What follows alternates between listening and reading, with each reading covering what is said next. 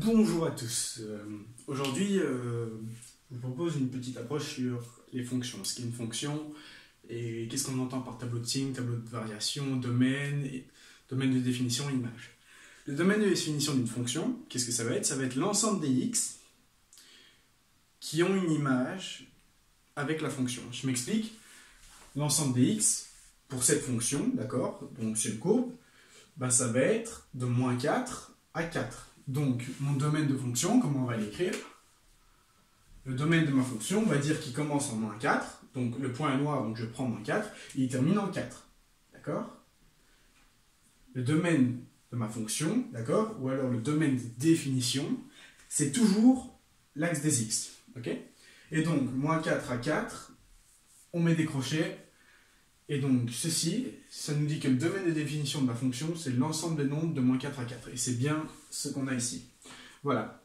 Donc ça, c'est pour le domaine de définition, le domaine de la fonction, peu importe.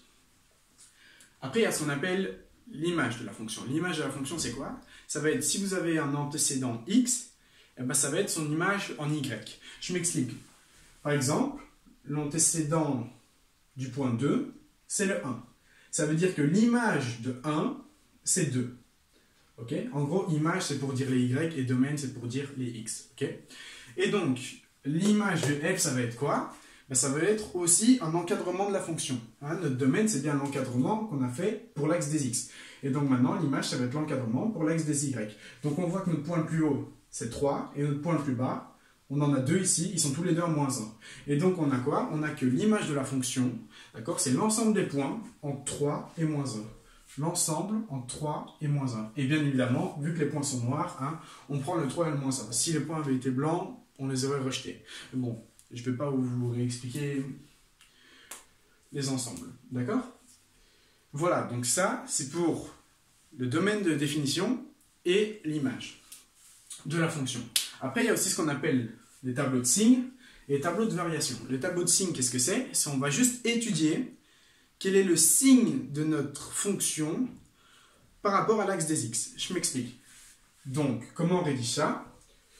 On va faire un tableau, d'accord? Où on va mettre au-dessus x et en dessous f de x. Okay? Et puis, on va mettre nos points.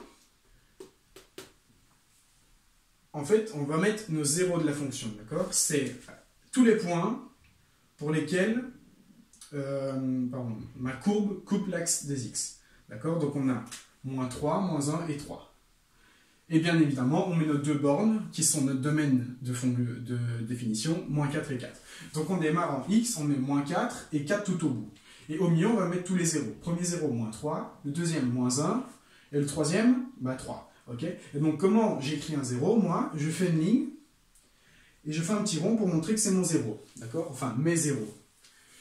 Il faut savoir qu'une fonction peut avoir une infinité de zéros. D'accord? Ça veut dire que je peux faire ça une infinité de fois. Par contre, je vais d'abord terminer mon tableau de signes.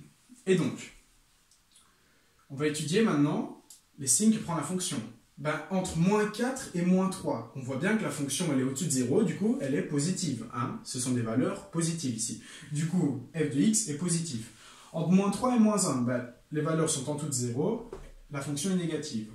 Puis entre moins 1 et 3, ben, les valeurs sont au-dessus de 0, la fonction est positive. Et entre 3 et moins 4, les valeurs sont en dessous de 0, elles sont négatives. Et du coup, vous avez votre tableau de signes.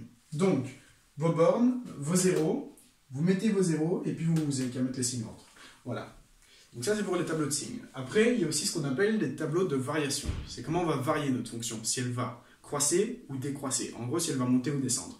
D'accord? Et bien là, c'est pareil. On va juste dire à quel moment elle monte, jusqu'à où, et à quel moment elle descend, jusqu'à où, et ainsi de suite. D'accord? Du coup, je remets mon x et mon f de x. À ce moment-là, je remets mes bornes qui sont... Voilà, moins 4 et 4.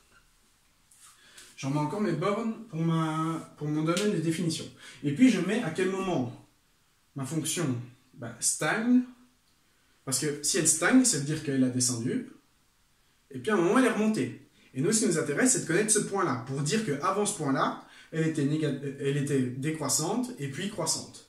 Okay? Et donc, ces points-là, ils sont où? Ces points-là, ils sont ici. C'est le moins 2 et le 2. D'accord? Ouais, le 2, du coup, pas le 1.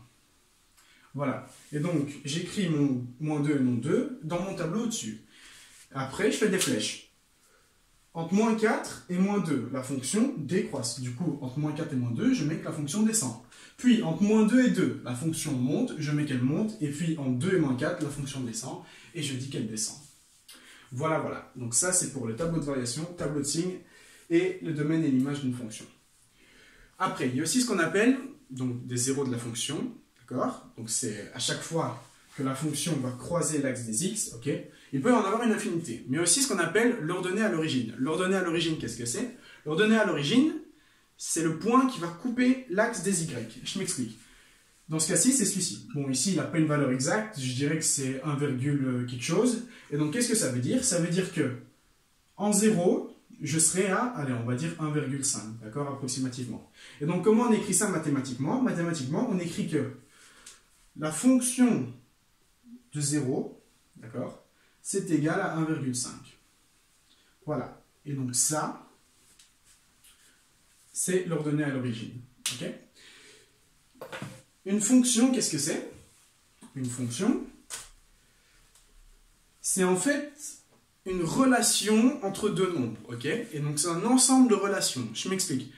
Ici, on n'a pas de valeur pour la fonction. On ne sait pas qu'est-ce que c'est exactement. Mais il existe des fonctions plus connues. Par exemple, la fonction f de x est égale x carré. Ça veut dire que pour tous les x ici, eh ben, son image va être égale à x carré. Donc ça veut dire en 1, je serai en 1 au carré, donc 1. En 2, je serai en 4, et ainsi de suite. D'accord?